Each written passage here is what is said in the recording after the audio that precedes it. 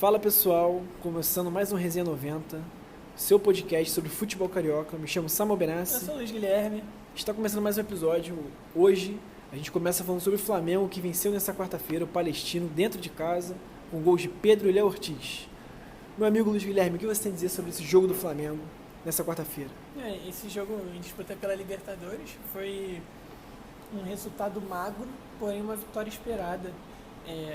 A gente imagina que o Flamengo vai ter uma facilidade com esse jogo e apesar de ter tido uma vitória, ter conquistado a vitória, não foi exatamente como parecia que ia ser.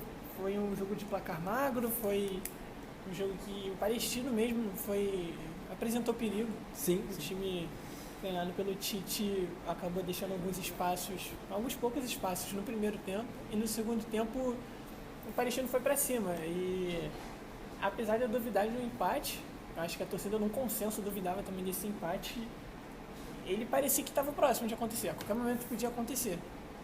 Mas o Flamengo foi lá e sagrou a vitória dele, né?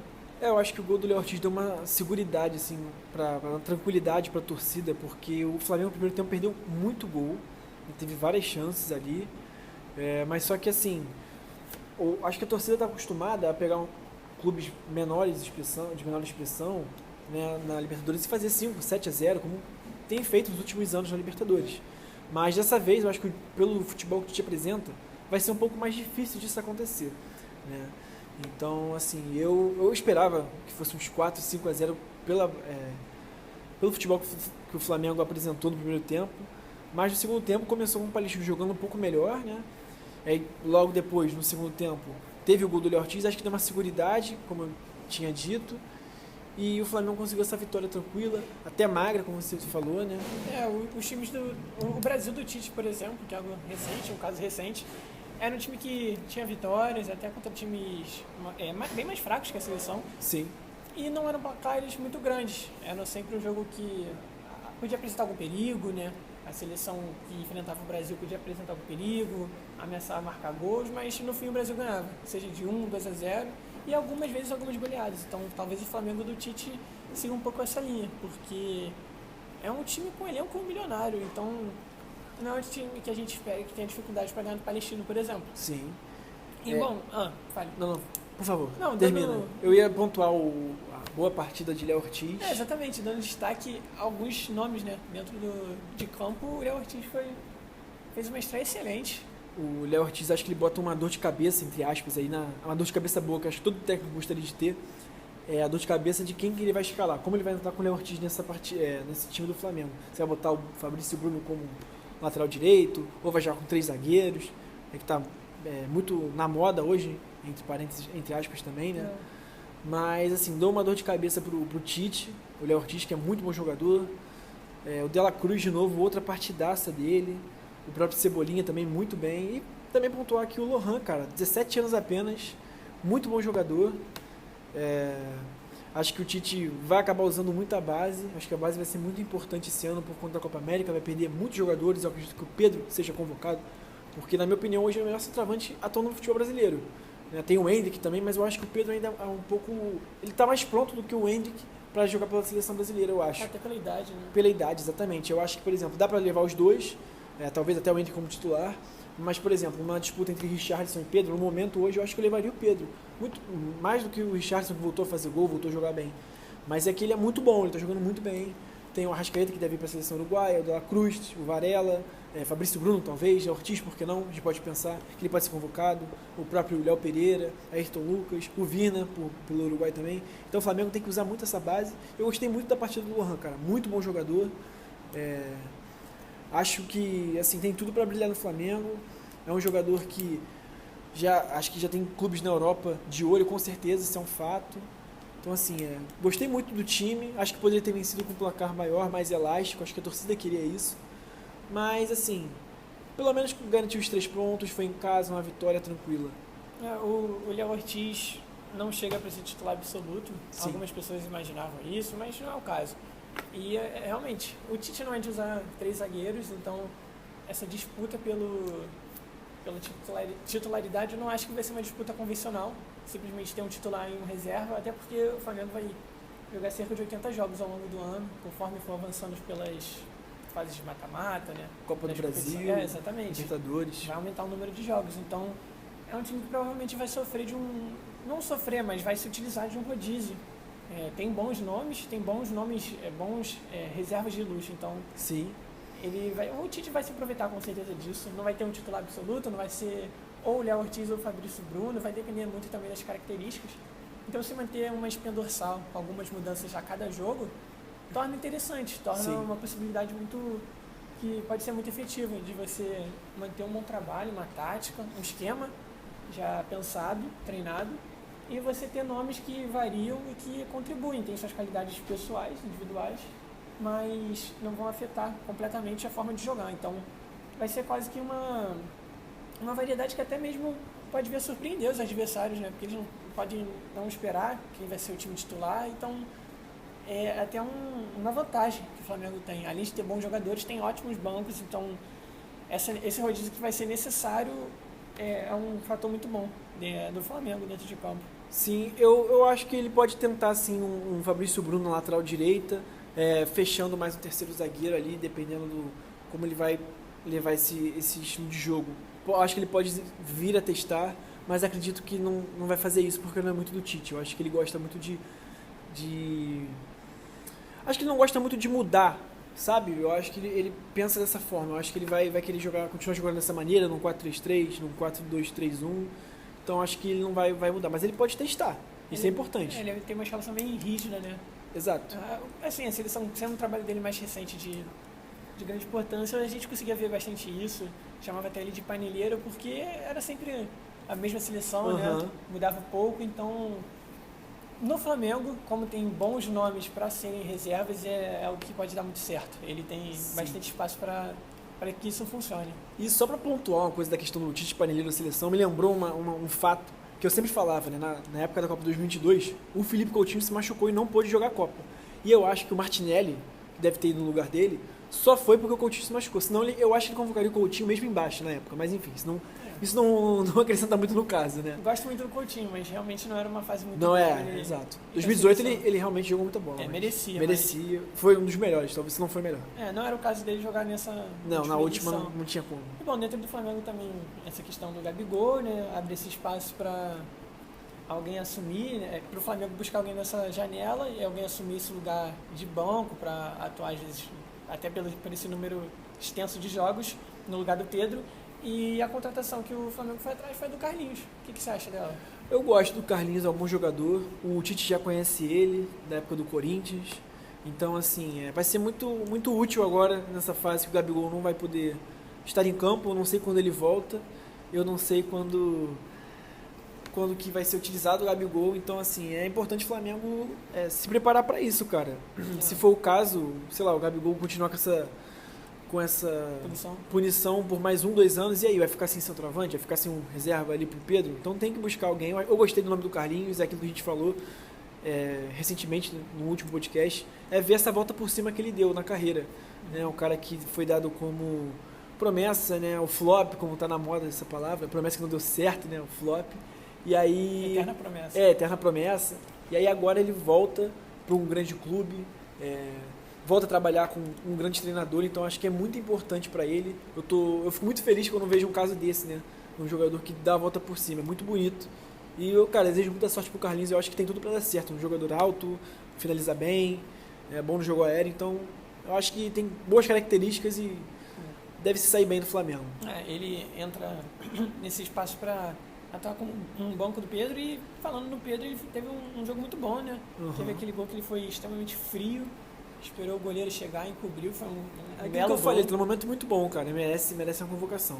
O Pedro sempre apresentou um bom futebol no Flamengo, né, desde que ele chegou. Desde o Fluminense, eu acho que na Fiorentina ele foi muito mal usado, mas isso aí não vem ao caso, né?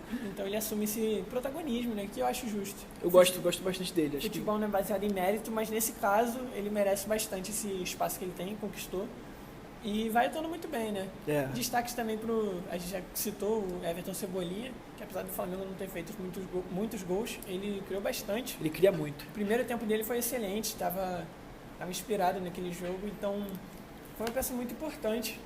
Ele foi usado pelo Tite na Copa América de 2019. Sim. E jogou muito, apareceu para o mundo.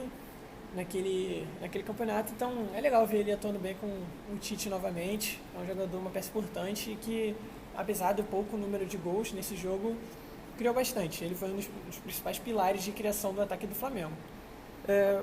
E falando do Flamengo aqui, para finalizar esse assunto, né, tem a estreia do Brasileirão do Flamengo, né, nesse domingo. 4 horas. Às 4 horas, com o Atlético Goianiense lá em Goiás. Eu acho que vai ser um jogo, vamos falar tranquilo? Será que vai ser um jogo tranquilo pro Flamengo? Eu acho que vai ser um jogo, uma estreia sossegada, né? Não é um Palmeiras, um Atlético, um Inter, logo de cara, um Grêmio, como o Vasco. Mas... Ninguém pega leve, né, contra o time, a gente falou isso no último podcast. Exatamente. No patamar do Flamengo. Vai ser o jogo da vida sempre. Mas o Flamengo é um time que desde o começo do ano tem treinos intensos, tem um treinamento bem forte, então ele é um time que está preparado.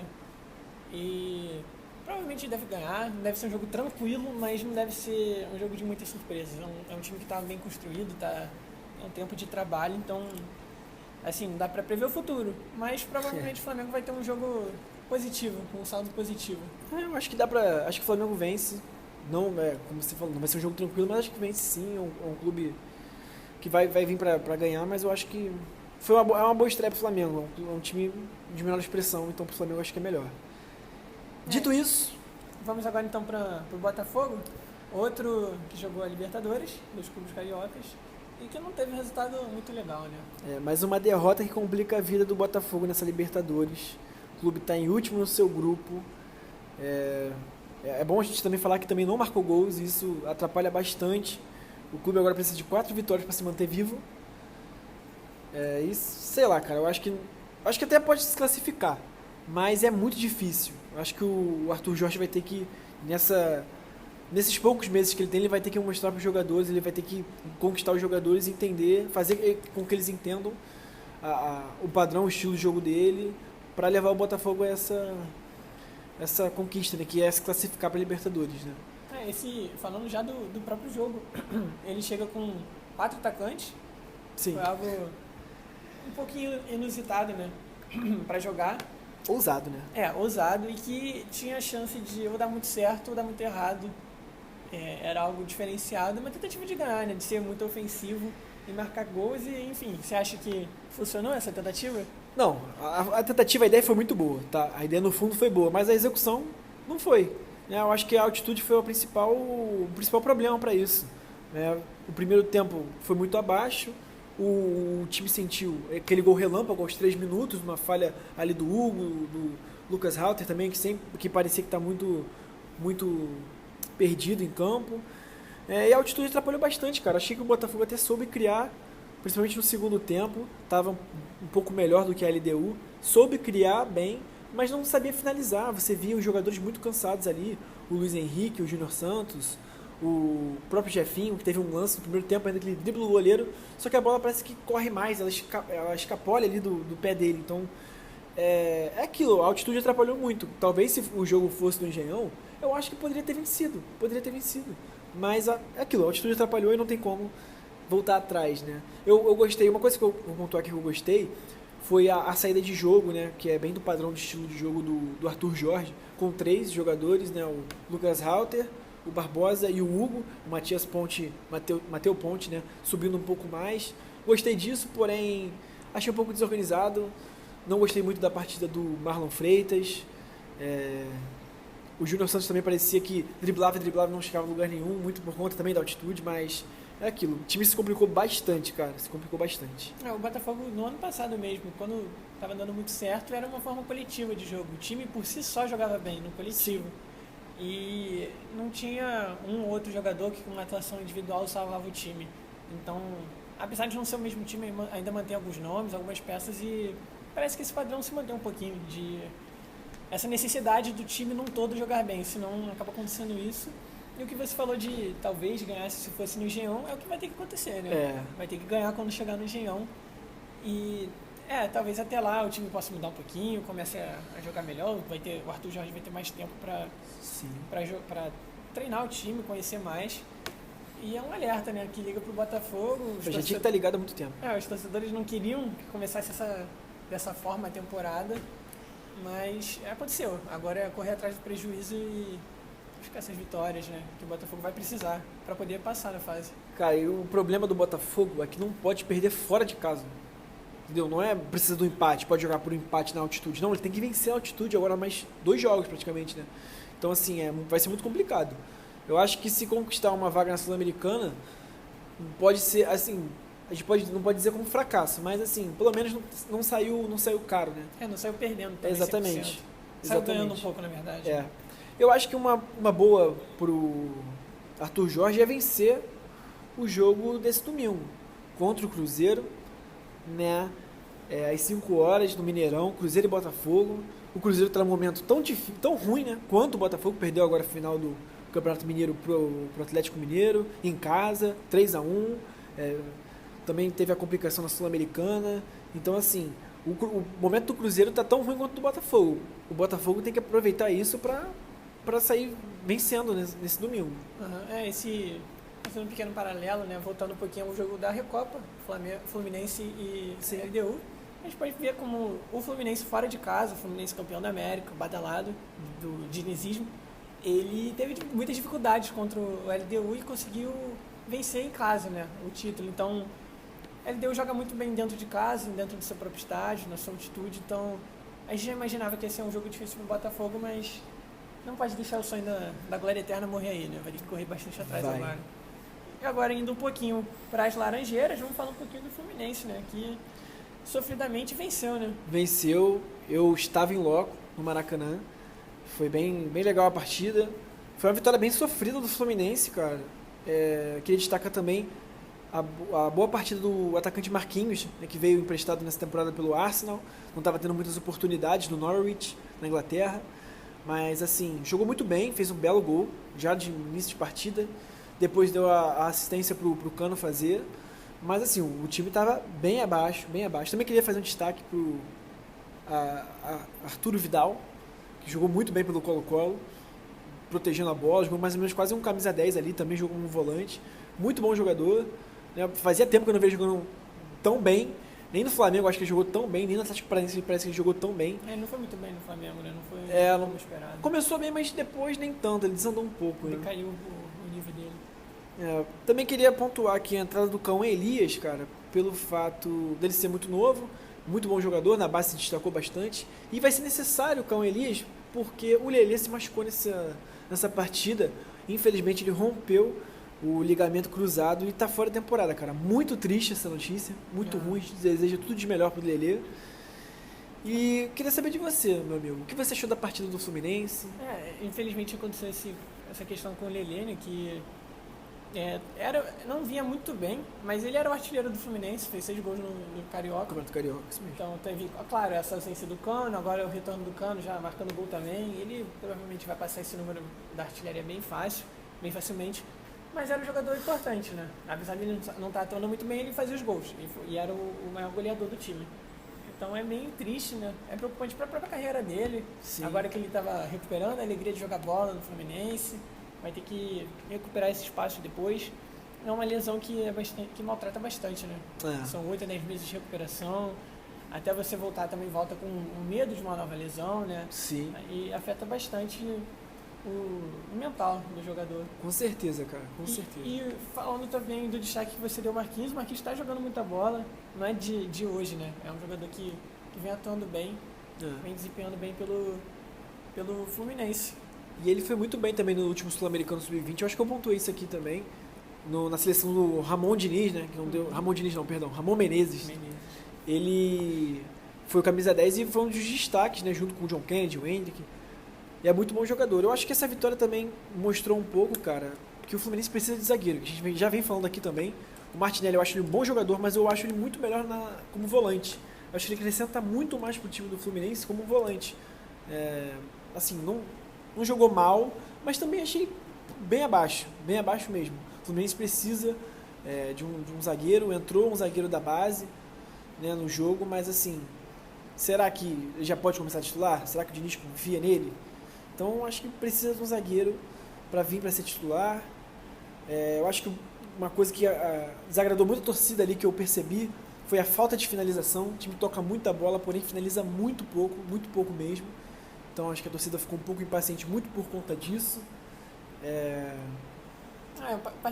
Faz parte um pouco dessa característica do time Sim, do Diniz, que sim. tem muita posse, mas não ofende o adversário, né? Não finaliza e é algo bem ruim, né? Você manter tanto a bola no seu pé e não finalizar. É algo que acaba desperdiçando, né? Sim. Todo esse jogo que você tem, ofensivo, de ficar segurando e não ter efetivamente uma chance de marcar um gol. Porque é uma posse que não adianta nada, né? Se você tem a posse, 80% da posse, 90% da posse, mas não faz gol e toma gol, é o pior dos mundos, porque você vê, o torcedor vê o seu time tocando a bola e não vê agressividade, não vê ofensividade, que é o que você mais precisa no futebol, fazer gols. A posse de bola não ganha jogo. Exatamente, ajuda bastante, posse de bola ajuda muito, só que não ganha. Exatamente, um time pode ter 2 finalizações e vencer com 2 gols, por exemplo. Exatamente. Então, acho que dentro da própria torcida é um pouquinho nessa reclamação em função desse estilo de jogo do Diniz, que deu certo no passado, mas é um estilo caótico que talvez ele, na minha opinião, precise aprimorar um pouquinho, deixar a desejar no que ele gostaria de fazer e atender mais à necessidade do clube agora, né? Porque Sim. esse foi o primeiro trabalho do Diniz que deu muito certo, antes ele teve algumas passagens dentro do futebol brasileiro que não funcionaram muito bem, no São Paulo, né, no Vasco também. Atlético Paranaense, no próprio Fluminense ele foi treinador antes também. Assim, cada um teve o seu contexto, mas é algo dele, né? Faz parte da personalidade dele, das características dele como treinador. Então, essa falta de finalizações é muito em função desse estilo de jogo dele. Eu gosto do estilo de jogo do Diniz, eu gosto dessa ideia do tem que arriscar. Eu acho que o futebol realmente tem que arriscar, não pode ficar só se defendendo, mas também não pode só ficar tocando a bola. A gente não pode entrar nas extremidades do futebol. A gente tem que entender que existe momento para tudo. Existe momento que você tem que estar na construção, mas tem momentos ali que você precisa dar um passo à frente e tentar, arriscar, chutar de longe, tentar levar a bola para ponta, para um ponta mais rápido, cortar, tentar uma jogada individual para o centroavante, para o camisa 10, enfim. Eu acho que o futebol não pode ser só toque de bola, né? Tem que variar. Tem que variar, exatamente. Você varia de acordo com o adversário, você varia de acordo com o momento dos jogadores, com as características. Não pode ser algo fixo, algo fechado que não tem uma margem para mudanças, né? Exatamente. E o técnico do Colo-Colo era o mesmo do Boca Juniors, então já conhecia o Diniz. Do Boca Juniors na última final. Já esperava alguma coisa parecida com o que Sim, e também hoje em dia, cara, com a análise de scout, todos os times estudam o adversário antes, então não tem muito essa de... Não existe mais bobo no futebol, eu gosto muito de dizer essa frase, porque muita gente reclama que o Brasil perdeu pra Croácia, perdeu pra Bélgica, países que não tem tanta... Como posso dizer? Agora a palavra fugiu, mas tanta representatividade no futebol, né? Porque a seleção brasileira é gigante. Croácia e a Bélgica, comparada a gente historicamente, não tem nem tamanho. Mas, cara, não existe mais bobo no futebol. Elas estudam o futebol brasileiro, os melhores jogadores que jogam nas grandes ligas são croatas, ou são belgas, são franceses, então assim, não tem mais bobo no futebol. A gente tem que entender isso. Não é sempre questão de tradição. Exatamente. O próprio clube que vai participar da estreia, vai jogar contra o Fluminense, é um pouco disso, né? Que o Red Bull Bragantino no Campeonato Brasileiro. Ele apareceu no mapa depois que teve todos esses investimentos, né, da Red Bull. Não é um clube de muita tradição, é um clube que mudou completamente a própria imagem dele. Então, através desses investimentos ele mudou, ele começou a disputar títulos, vencer títulos, então nem sempre é só a tradição, né? É um trabalho profissional, cada vez mais avançado, com as tecnologias, muda bastante o futebol. Então, acho que o único clube que se distancia muito disso é o Real Madrid, porque o Real Madrid tem camisa e tem muita tecnologia, então ele mantém esse passado. Tem muito dinheiro. E isso é importante também de pontuar, tem muito dinheiro. Cara, a subestreia do Brasileirão, nesse sábado, às 9 horas, no Maracanã, Fluminense e Red Bull, eu acho que vai ser um bom jogo. O Fluminense tem que entrar atento no jogo, porque o Red Bull Bragantino é um time perigoso, né? A gente viu no último Brasileirão. No Paulistão fez frente pro Santos ali. Tem bons jogadores, como o Júnior Capixaba, lateral esquerdo, que está jogando muita bola. Tem o trabalho do Pedro Caixinha, que já está há bastante tempo, é um ótimo técnico. Então, assim, cara, tem que ir atento no jogo, tem que finalizar, não tem como fugir disso. E é isso, eu acho que o Fluminense pode vencer, mas também pode empatar. Eu acho que o empate é mais a cara do jogo, nesse sábado, mas assim, pode vencer, pode perder, tá bem aberto, porque são dois times bons. O Fluminense vai estar jogando em casa, com o Maracanã lotado, então vai ter esse suporte, vai ter um ambiente confortável, né, para vencer. Vai ter em casa, isso que é mais importante, em casa de diferença da torcida, a estreia do Campeonato Brasileiro, acho que isso é mais E importante. é um bom time já, que se conhece, tem um entrosamento já, então eu não descarto também uma possibilidade de vitória do Fluminense, não tranquila, mas Não acho que é isso que eu ia uma apontar, não vitória acho que seria com tranquilo. um desafio por parte do Red Bull. Com certeza. E agora, finalizando esse panorama semanal dos clubes cariocas, a gente vai falar agora sobre o Vasco da Gama, né?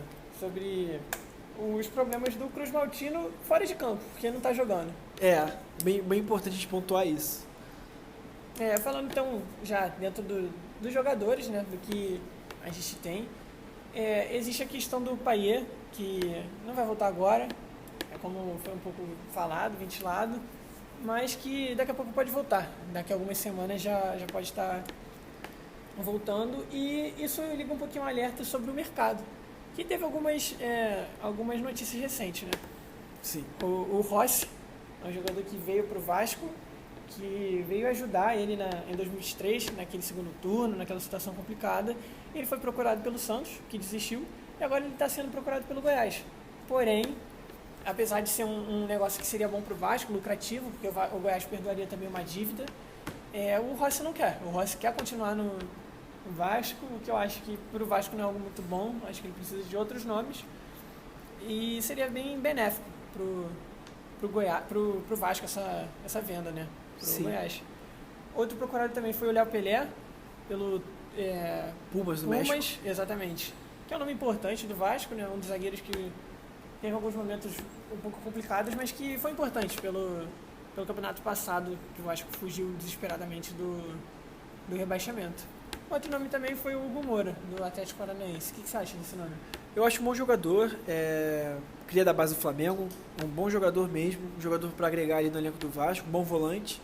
Eu queria só pontuar aqui que o Santos desistiu do negócio com o Rossi por conta das provocações, né, depois daquele Santos e Vasco, que foi 4-1, se não me engano, na Vila. Sim. E depois, quando o Santos cai e o Vasco fica na Série A, o Rossi tira uma foto em cima da bola, fazendo mais ou menos o que o Soteldo fez e fazendo o símbolo da Força Jovem, né? Então pegou muito assim a torcida do Santos, eu acho. E por isso que eles desistiram. E, cara, o Hugo Moura é um bom jogador. Não é um cara para resolver os problemas do Vasco, exatamente. Assim como todos os nomes que o Vasco tenta, não é para resolver o problema. Mas é um jogador que pode agregar bastante. Se vier, é um bom jogador. Eu acho que vai ser uma boa contratação pro Vasco, mano. O Vasco, apesar de não jogar, tem alguns problemas já, né? O próprio caso do Pedrinho, cara, que não acaba. Olha, eu particularmente eu queria falar que o Pedrinho, né, o síndico do Vasco, ele parece que ele está muito mais preocupado em arrumar um problema público do que resolver esse problema. Ele vem na coletiva e ele expõe os problemas que ele tem com a SAF, de nunca ter sido convidado para ir no CT Moacir Barbosa. Para mim são coisas que ele tem que resolver internamente, cara. É aquilo, mano. Não sei se sua mãe ou o seu pai um dia chegou e falou: os problemas de casa se resolvem em casa. Mas já falou isso pra mim. Eu acho que eu levaria muito isso pra dentro do Vasco. Porque, cara, problemas dentro do Vasco você resolve ali. A torcida já tem problema demais. O time não joga Libertadores. O time perde pra Nova Iguaçu. O time... A gente não sabe se o time vai brigar pra não cair, se vai brigar pra Sul-Americana ou por título. Eu acho que não briga por título. Então, assim, a torcida tá... Assim, tá tipo... sem expectativa nenhuma pro time. E aí vem o presidente, né, que é um cara muito querido pela torcida, foi eleito. E parece que ele não sabia quais eram as regras para ser presidente, não sabia mais ou menos os direitos que ele tinha diante dessa compra do Vasco da SAF 777. Então, assim, é uma coisa que eu fico bobo, cara, não tem outra palavra. Eu fico bobo com o Pedrinho, com essa ingenuidade dele de achar que ele poderia mudar alguma coisa ou de nem ler o regulamento, cara. Tem esse desejo latente dele, ele fala que não toma decisão, mas ele quer participar. E parece que a forma que ele busca participar é dando coletiva, falar em podcast sobre isso. E aconteceu não só com ele, mas com os funcionários que foram recentes. O Alexandre Matos foi demitido e logo em seguida foi dar entrevista. O Paulo Brax também deu entrevista recentemente. Então, os problemas do Vasco são internos, falta uma transparência e em função disso acabam indo para o exterior, né? A torcida sofre de... não assiste o jogo, a equipe jogando e acaba acompanhando esse espetáculo, né? Esses problemas internos que fogem dentro do clube e atinge diretamente a expectativa do torcedor que depois desse ano caótico de 2023 é um pouco negativa, né? Nem esse ano, cara. Esses anos, o Vasco vem sofrendo há muito tempo. Acho que o último ano bom do Vasco foi 2011, que foi campeão da Copa do Brasil. assim, não teve muitos anos bons, assim. Foram Então, anos bem difíceis. Né, então. anos muito difíceis pro Vasco. Então, tipo, o cara, em vez de ajudar, parece que ele tá querendo tumultuar os bastidores do clube. Eu, particularmente, tô muito decepcionado, cara. Ele, que era um bom comentarista no Sport TV, largou, abriu mão pra ir pro Vasco e, cara, não ajuda em nada. Ele tem que pensar no clube ali, a base do basquete, o futsal, o clube ali, o polo aquático. Ele tem que pensar nisso, cara. Não tem que fazer, Pedrinho, desculpa. Essa é a verdade. Ele... Não acho que a culpa cai toda sobre ele, também tem muita questão da 777, só que sim, é a forma que ela trabalha. Se os torcedores vão concordar ou não, se é o certo, se eles gostam ou não, é a forma que ela trabalha. Então o Pedrinho provavelmente, ou ele deveria saber no que ele estava se metendo, né? Ele podia ter essa expectativa de mudar como funciona, mas claramente não vai funcionar. Sei lá, cara. E esse projeto da 777 é algo bem complicado, né? Trazendo um pouquinho sobre o que tem acontecido nos últimos anos com um apanhado que o GE fez essa semana sobre a questão financeira da 777, porque ela veio para o Vasco para isso, ela não veio por amor ao clube, porque ela é de outro país, então não tem nenhuma ligação cultural com o time. Ela veio como uma empresa. Os torcedores esquecem que é uma empresa, não é um apaixonado pelo Vasco, é uma empresa. Se você olhar os números do Vasco com ela, eles são de certa forma positivos.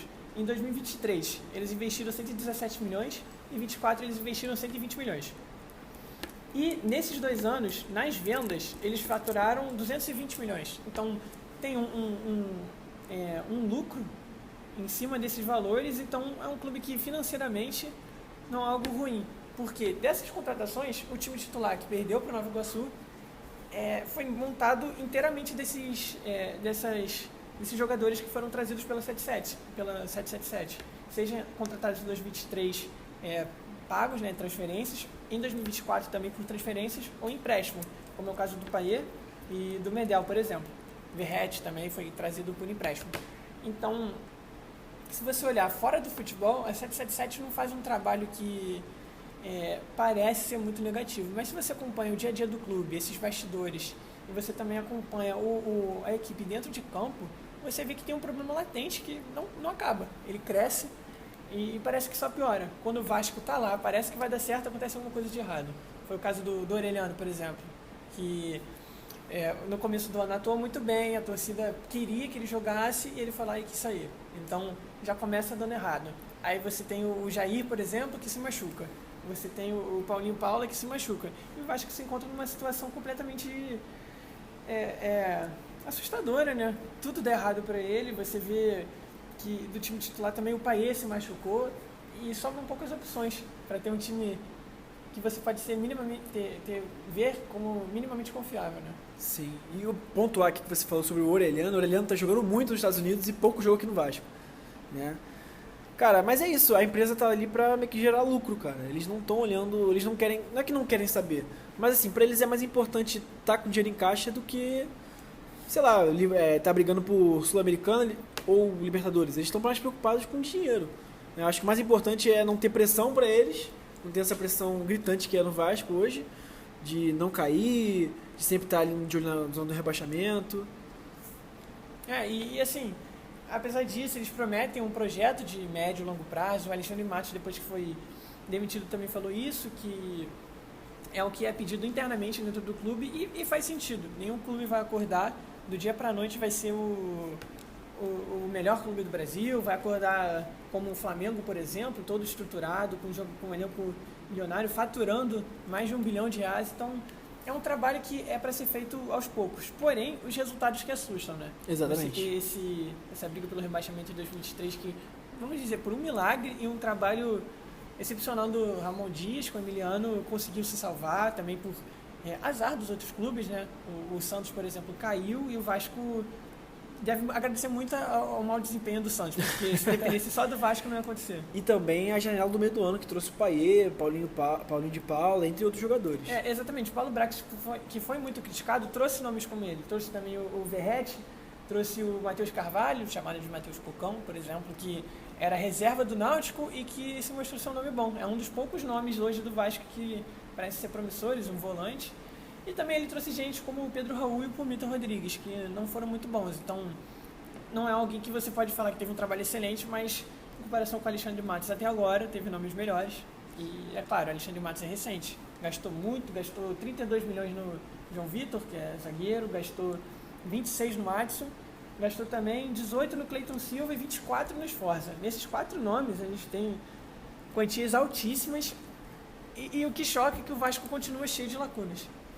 O que é engraçado é porque o Alexandre Matos chegou com uma polpa de um grande diretor de futebol e ele não foi nem melhor do que o Paulo Brax, que saiu esculhambado do Vasco. Não tem como a gente falar de outra forma. E é muito, muito louco isso, cara. Muito doido mesmo. Esse trabalho dele foi pequeno, mas vamos ver se vai dar frutos positivos. E falando um pouquinho sobre as lacunas, o Vasco, a gente já contou isso no último podcast, o Vasco não tem um meio campo titular, agora que o Paes se machucou, não tem pontas, o Peck saiu, por exemplo, e o Rossi não serve como titular, e também não tem um banco pro Verratti. Se você comparar com o Flamengo, que teve o caso do Gabigol, e logo em seguida já trouxe o Carlinhos, o Vasco vê essa dificuldade com o Verratti, que não é um jogador muito constante, que atua sempre muito bem, e ainda não teve um nome para substituir ele. E com uma idade avançada também, importante a gente pontuar isso. Tem 35 anos, não vai ter grandes anos pela frente de atuação. E agora falando sobre a estreia do Vasco no Brasileirão, nesse domingo às 16 horas, Vasco e Grêmio em São Januário, os ingressos esgotados, torcida vai em peso, porque também, né, depois de alguns dias sem jogo do Vasco, e aí teve bastante tempo para trabalhar. O Grêmio, que vem de 2 derrotas na Libertadores, venceu o Gauchão, mas vem de 2 derrotas, uma agora em casa também, 2-0, o Aspato.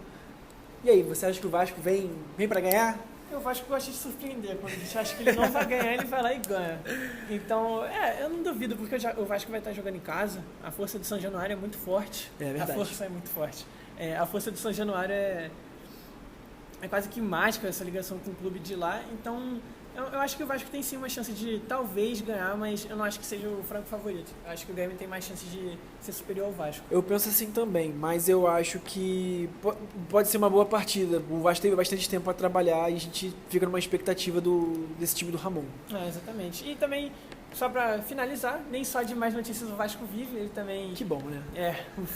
Ele fechou, de acordo com o lance, o contrato com a Betano, que é ex-patrocinadora do Fluminense, que rompeu o contrato com ele, e o Vasco, que rompeu o contrato com a PixBet cerca de 80 dias atrás, conseguiu fechar esse contrato, ganhando o que esperava, 2 vezes o que já recebia, que era cerca de 20 milhões, agora com a Betano, patrocinadora master do Vasco, vai receber de 40 a 45 milhões ao longo da temporada. A Betano, o Fluminense que rompeu com a Betano por conta de uma proposta da Superbet, que é agora nova patrocinadora do Fluminense, e a Betano que patrocina também o Atlético Mineiro, o Sport de Portugal, que tá muito bem. E, cara, acho uma boa, que bom, né? Mais um avanço financeiro dentro do Vasco. Isso que é importante. Bom, acho que para finalizar, as expectativas dos cariocas para a estreia do Brasileirão são positivas de forma geral, acho que talvez tenha um jogo mais complicado do Vasco mesmo, pelos resultados, pelo bastidor e pelas reações extracampo da torcida também, a desconfiança. Mas vai estar lá apoiando, então vai ser um jogo difícil, mas pode ganhar. É de extrema importância que cada um desses times vença a estreia, o Vasco principalmente, que está muito tempo sem jogar, e uma vitória no Brasileirão vai deixar a torcida bem alegre, né? Assim como todas as outras. Acho que o Botafogo também é muito importante pelo mau momento do Cruzeiro e esse mau momento também do Botafogo na Libertadores. Acho que pro Arthur Jorge mostrar para a torcida o trabalho dele é essencial essa vitória contra o Cruzeiro. Diniz também, contra o Red Bull, que é uma equipe forte, consolidada, né? Acho que vai ser importante essa vitória dentro de casa também. Seria essa resposta, né? Seria uma resposta, exatamente. Está sendo um pouco contestado, é importante vencer agora. Sim, muito criticado pela torcida. E o Flamengo, cara, é um clube franco favorito a vencer todos os títulos, assim como o Palmeiras, Atlético Mineiro também, um pouco menos, o próprio Fluminense também, o Inter, o Grêmio. Então, assim, tem que vencer o Atlético Goianiense, vai ser um jogo... Não vai ser fácil, mas eu acho que o Flamengo vence. Acho que ainda está um pouco acima desses nomes que você citou. O Flamengo ainda disputa talvez com o Palmeiras ali para ser... Eu acho que somente esses dois hoje estão num patamar um pouco acima, assim. E eu acho que o Flamengo tem um elenco melhor do que o do Palmeiras ainda.